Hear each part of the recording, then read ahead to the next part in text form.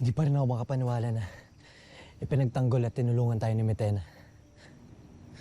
Hindi kaya may sakit yun? Kahit nagbago ang kanyang pakikitungo sa atin? Gusto na sa pag-uusap. Kaya namang madali.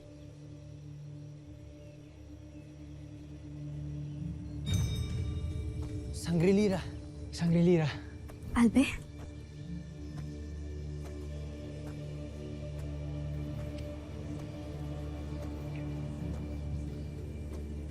Albe, ano ang ginagawa niyo dito? Nangunguha kami ng mga bulaklak para kay Sangre-Tera. Ngunit sinalakay kami ng mga gulmurok. At muntik pa nilang tangayin si Gaia. Kaya, mag-iingat ka, Diwani. Pagkat maaari rin nilang dakpin ng iyong Ivtre. Siyang tunay.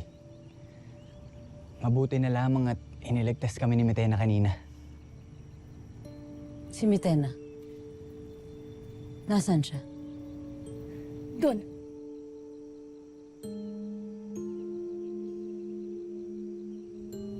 Malapit sa batis ng katotohanan. Naroon pa siya. Doon mo makikita si Metena. Kung gano'n ay dapat hindi na kayo magtagal dito. Sapagkat mapanganib para sa inyo.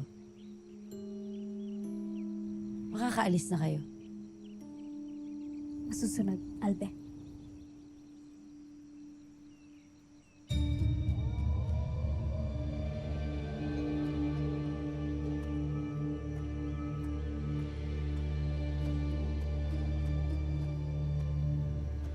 Paumanhin, Diwani. Ngunit, bakit sa ibang lugar mo itinuro si Lira? Hindi siya si Lira. Hindi siya ang aking Albe. Pagkat siya, si Hagorn. Talaga? Paano mo ito nalaman?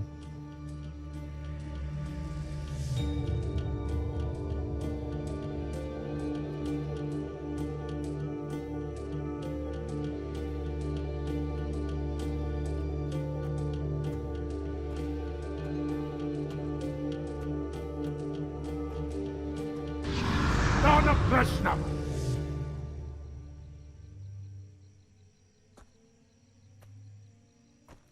Panginoon, sa wari ko'y dito nagtungo si Metena, ngunit kanina pa namin siya hindi mahanap. Bilin lang lamang tayo ng paslit na Evdreng yon.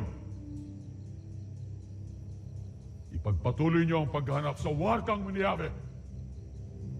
At pag hindi niyo nahanap si Metena, sasapat na rin ang Evdre ng paslit na si Gaia. Masusunod.